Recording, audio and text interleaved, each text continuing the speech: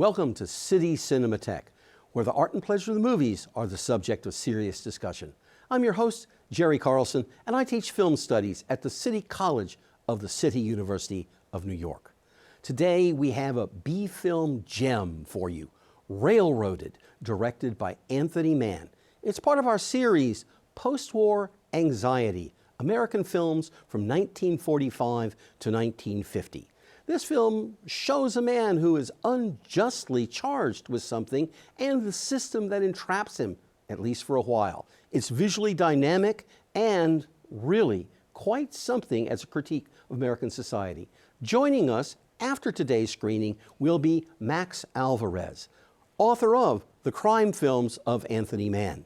Now, take this journey back to post-war America in Railroaded. Welcome back to City Cinematheque. You've just seen what I think is really a very interesting little B-film, as they used to be called. It's dark in oh so many ways, and then there's that kiss at the end. But I think we have to forgive that kiss because there's so much to embrace about this as a film that communicates so much about post-war American anxieties about what our society is. And it's a pleasure to talk about that with a returning guest on City Cinematheque, our good friend Max Alvarez. Max is a film historian and curator. Some people know him in New York for his work with the New Plaza Cinema, helping to program and to host that remarkable, I think, set of films you guys show over there. Also, he's a Smithsonian Fellows Associate, where he's working with the Smithsonian Institute, also on some film courses. All of that would make him one swell guest, okay? But there's something that makes him an even sweller guest, and that is, he is the author of The Crime Films of Anthony Mann, the definitive study of this phase of a major American filmmaker's career. Welcome back to City Cinematheque, Max. Jerry, it's an absolute pleasure to be back. Thank you for having me. My pleasure, sir. So, Mann has a really interesting career arc. With 3 or 4 stages you can divide it into. And it emerges as a major American director by anybody's standards. But this is a B-film. This is a B-film from 1947 and part of a very dark cycle of films that's coming out then. So who's Anthony Mann at this moment, and why is he making this film? Well, Jerry, I think if you and I had encountered Anthony Mann in 1947 and said, Tony, how do you think your career is going in Hollywood? He would have probably broken down in tears. He would have said, it's over. Okay. I started out here at Paramount Pictures, part of their directing apprentice program, made a $175,000 B film. They shut the division down. I was at Universal, then I was at Republic. I was at RKO, and now here I am at Producers Releasing Corporation. And who would have known that this would have been a launching pad for his breakout film, T-Men and Beyond? Right. So he was not happy at this stage. Okay. But, of course, with the benefit of hindsight, we realize artists are not always the best judges of where they're at in their work. And there's fascinating work to be found in this film. Right. And so, correct me if you think I'm wrong. So we have him with this apprenticeship period. And I would say there's 3 other major chapters. There's the crime films, then he moves on to some really distinguished Westerns, and that helped really define it as an important international genre. And then he does these big epics. He does El Cid, the fall of the Roman Empire. But once again, reeling back, this is a crime film. So where does this fit within the set of crime films? This is the transitional stage because he has done these extremely inexpensive pictures for these companies that I've just mentioned. And he is on the verge of finally getting a bigger budget to make his breakthrough crime film, T-Men, which is his first certifiable box office hit that is going to get him recognized. Right. Railroaded encountered issues that we'll talk about later, but one of the problems that Railroad encountered at the box office is that another film was getting more attention at theaters, and that was T-Men. His own film. His own film, because when Railroaded, for reasons I know we'll be talking about, had to go back before the cameras to make some revisions, Mann was already moving on to directing T-Men. So he was competing with himself for a while there, in addition to these other issues that were affecting the film. Okay, yeah, but now one of the interesting things about film history and being, Monday morning quarterbacks in judging this is that, this is a film that shows, considerable talent and whatever restrictions there may have been on some of the aspects of the story, because it's a very dark take on the American city and the American, criminal system, justice, justice system. So how do you think he achieves what means the film, this kind of darkness? So we associate it with film noir, but also in this series we're seeing it from different angles, as well. But this is this is a criminal investigation noir film of some kind. Yes, and of course it literally opens with darkness with that 4-minute robbery scene. Yeah. I mean, come on, how can you not love a beauty parlor bookie joint? I mean, who came up with that? That sounds very John C. Higgins to me. They must have had a good laugh at that one.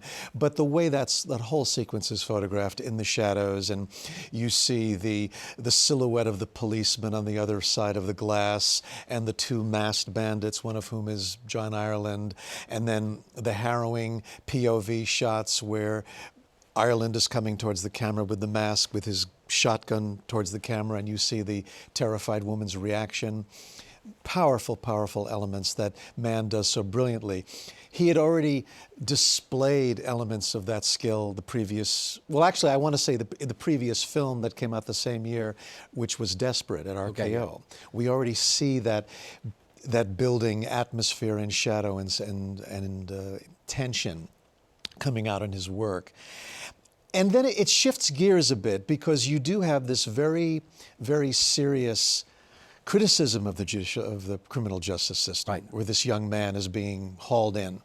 Who cares if he's guilty or not? And there's that very chilling interrogation scene at the police department, where Ed Kelly is being grilled by, well, you have Hugh Beaumont playing the good cop to Charles Brown's intimidating captain, and Clancy Cooper's slimy chub, who was even worse apparently in the original screenplay. He had a hand sap that he was putting in his hand, and he was taking the young man and throwing him into a chair, and the censors didn't like that.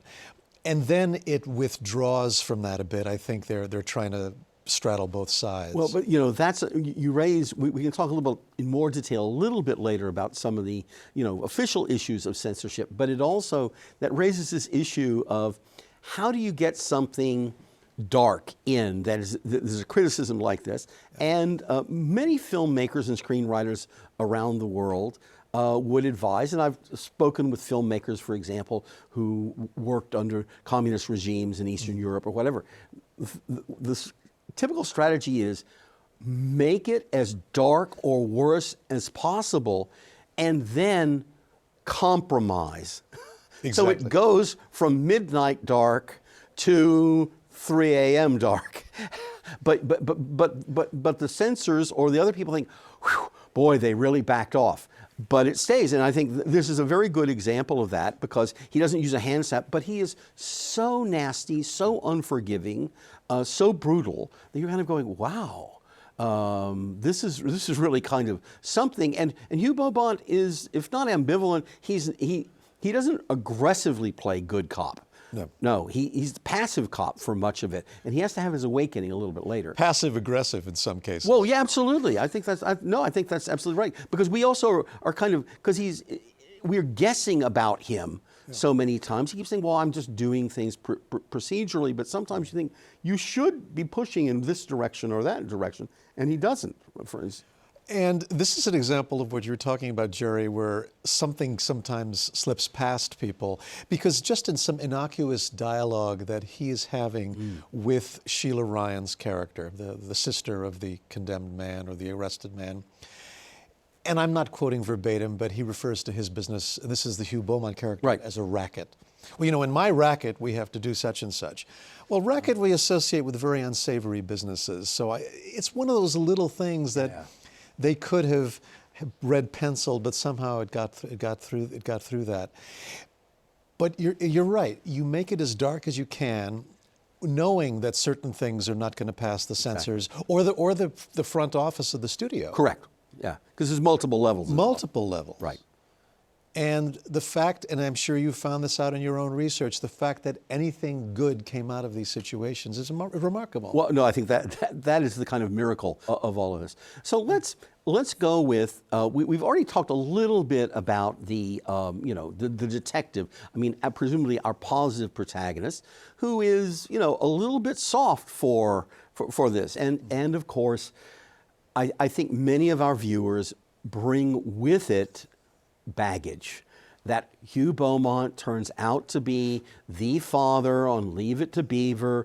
Whatever you think of the show, it is at least something that almost every one of the boomer generation saw and saw and saw. And so, even though he had not had that role, it's all part of the magic of a simultaneous time in film history that it's Leave It to Beaver's dad who's the detective.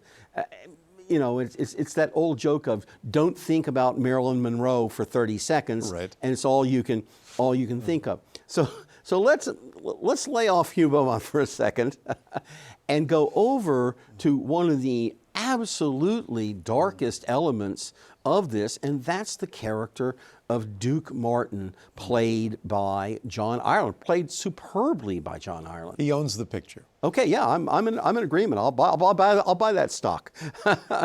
Yeah. So, what do you think makes him such a compelling villain? And he's a very American villain. He is. This is his first of 3 films that he made for Anthony Mann. Raw Deal came the following year, having started out on the stage, and then already he had been working for John Ford and Louis Milestone. But this, Railroaded, was Ireland's, they called it a leading role. I mean, it's not technically the lead role, but it's a major role. And there are so many aspects to his portrayal that make it so memorable. The bits of business that we don't give actors enough credit for. These little things they're doing. He's polishing his gun. He's perfuming bullets. He's blowing on his cigarette case, and little things that he's doing that I think give him this detached but yet pensive personality that comes out of it. And the way he's manipulating the Sheila Ryan character, well, she's manipulating him. Right. But he's also pretending to care about her brother's situation, even though he's one of the men responsible. Right. There's a lot of manipulation going on there. So he's playing her, but he's also working against his own very erudite boss. Absolutely. Absolutely. He is this kind of he's cool. He's the hard-boiled character. Yes. He's hard-boiled as they come, but he's also fits into an American tradition, global as well, but of a particular kind of villain who's a trickster. Because he is involved in some form of manipulative, lying relationship with everyone he's in contact with. And he's betraying everyone in one way or another, and we know he is responsible by the end of this for the deaths of 3 people. One indirectly because of the robbery, and then the 2 women he just cold-bloodedly kills. And he's his trickery includes all of the as you would say, stagecraft. You were talking about the little bits he does. It also includes body language, and he's a kind of master of the hard-boiled dialogue with people as well. He is, and I think we take for granted actors who do that, who could do that effectively.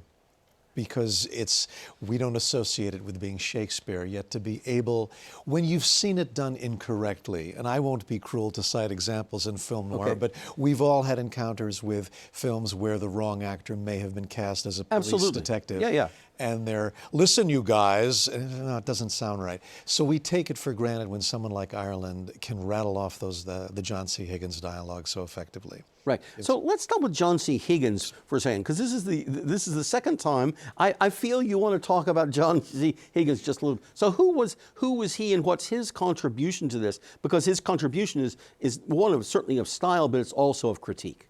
Yes. So John C. Higgins, Canadian writer, who wrote 5 films for Anthony Mann, or he at least was among the writing staff on This Picture, Raw Deal, He Walked by Night, and also Border Incident. And he was very good at playing both ends against the middle. Okay. He could deal with, well, the police are serving our communities and they're making the streets safe for us, but they got some real problems. And this is an example of, where we're doing our best, but then we see how unsavory the law enforcement tactics are. And it reminded me, one of his first major credits, surprisingly on an MGM film from 1935, The Murder Man, which was a first role for James Stewart. That shows the unsavory side of law enforcement, and I'm surprised they got away with that, whereas I recall a man is being bullied by the police in that film. Okay. So, but he also wrote early films for Jacques Tourneur. They all, forgive me, there was one title for Tourneur that I can't recall, but he wrote a very charming B crime picture for Fred Zinnemann, Kid Glove Killer. Right, okay.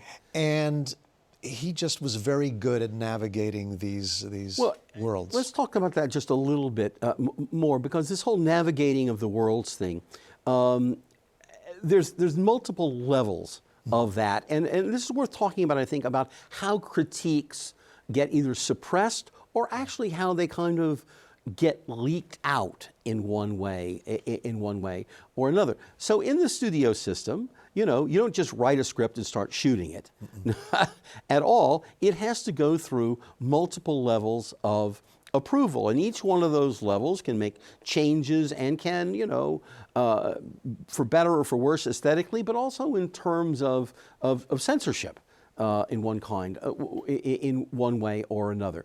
So let's do a little bit of this film. So what problems did this film encounter as it moved forward, into production or before production or afterwards? And where do those problems pop up? Great question. Well, first of all, the film entered production and had a great noir title, Tomorrow You Die. Okay. Or was it Tomorrow We Die? I should read my book to confirm that, but it was Tomorrow You Die. And one of the problems that it encountered once it did get approved was that it bore a resemblance to a much bigger project that was being made at 20th Century Fox called Call Northside 777. Right, which we will be screening on City Cinematheque. Continue, sir. Exactly, that's going to be part of this series.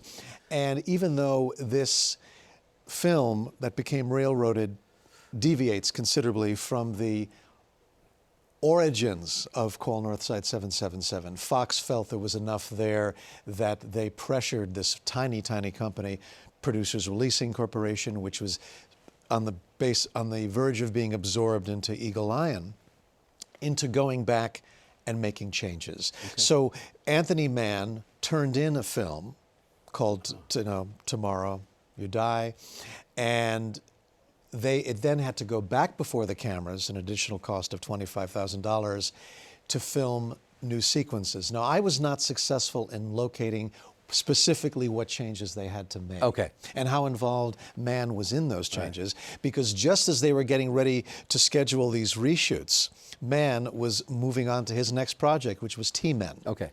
He could have shoehorned everything into his schedule, but we're not 100% sure of that.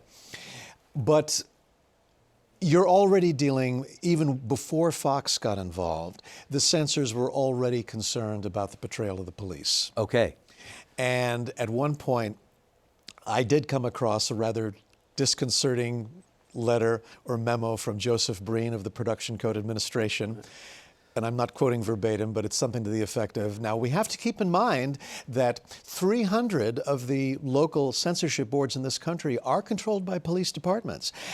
And I've never seen that referenced anywhere before. Okay. Yeah. So that gives you a sense of the pressures that studios and creative people were under when they were doing anything related to police departments, which is one reason why Railroaded doesn't technically take place in Manhattan. They never identify New York City or Chicago. You do see some stock footage in the beginning that looks very New York-like. Right. But it could be every town.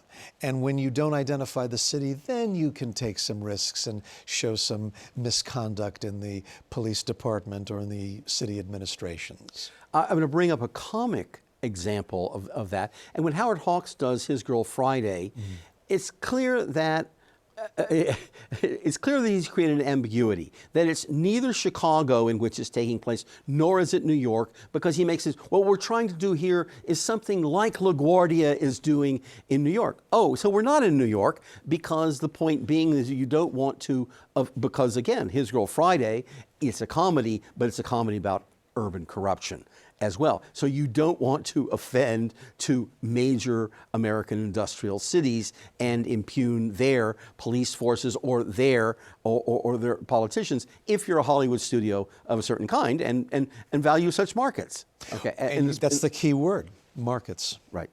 And it's one reason why the studio was so.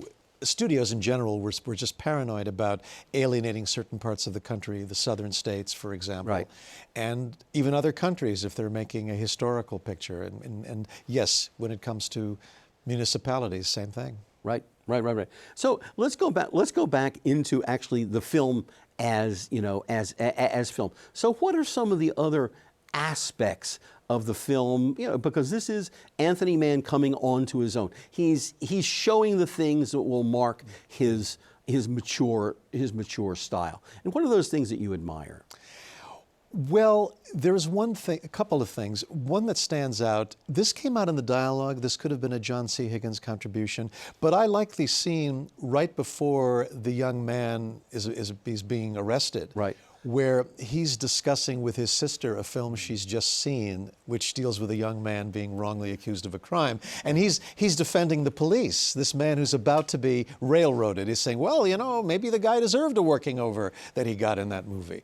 That I thought was fascinating, a bit of self-reflexivity. Yeah. Or we academics, meta-commentary. Meta-commentary. We're not going to be, he believes in the traditional Hollywood movie, does this character in the movie, and boy, is he going to get a lesson about the way Hollywood lies. Exactly. And another element that's very Mannsian, I guess you could say, because Anthony Mann once said in an interview that he didn't like dialogue. He thought movies had to be visual. And the scene that stood out for me was the scene in the hospital where they are going to see the dying man, played by Keith Brazell, who 2 years later will be directed by Ida Lupino in Never Fear. He's the romantic interest there. He's bandaged on his face, and the young man, played by Ed Kelly, is hoping he'll be cleared. It's all very intense close-ups, and a few words are being said. And Mann knew that the close-up was like a sledgehammer. Yeah. And we see some of that in the interrogation scene when you see the shocked reaction to the young man when he's being bullied by the police detectives. But you also get that sense in the hospital scene as well, these very, very jarring close-ups. Well, I think that's a really remarkable observation for this reason about Anthony Mann, because it references how much, and you've set it up, how much he really was a visual artist of the cinema. And the reason I underline this is because the next two stages of his career, the westerns and the epics, are not about close-ups. He becomes known as one, with John Ford perhaps, as the great director of landscape and of the large vision. But I think it's a great credit to him, and where the critique lies in this film, because he gets into the interiority of the characters. Even with the bandaged face, we have the intense sense of moral drama going on inside of the character, and that's someone who is writing a great film visually on a limited budget, because he doesn't have the camera for the landscape. He'll use it when he gets it, but right here, he is framing and using that, and of course, as you've already pointed out, the rhythms of editing among the faces, go back to Theodore Dreyer in The Silent, era, and he's using that full vocabulary of cinema in those ways.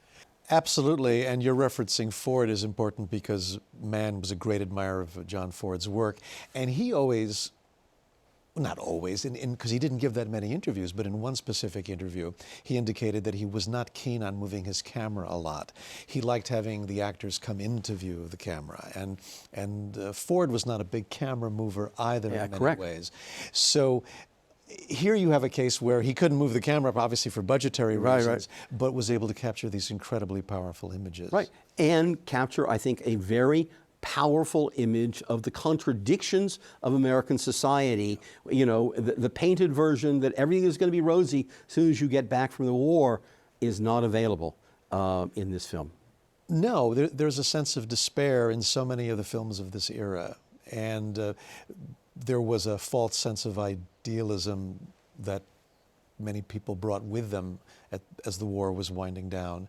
And this genre, the film noir, illustrates that broken idealism, that sense of desperation and so on. I think we're going to have to end on broken idealism here, Max, okay? I want a happier ending. This is film noir. But this is film noir. Okay, I hope you've enjoyed our discussion here today. If you'd like to know more about CUNY TV, what we do here on City Cinematheque, but on other programs, please visit our website, www.tv.cuny.edu. There you're going to find information about what we're screening on City Cinematheque, as well as this array of things that we also do at CUNY TV. Max, I want to thank you once again for being here. Thank you. You are the best guy in the universe to talk about the crime films of Anthony Mann. So thank you again for bringing all your insights. Thank you for showing an Anthony Mann film, Jerry. Okay, great. And thank you for joining us today, and I hope you join us in the future when we continue to stroll through the archives of film history. Bye for now.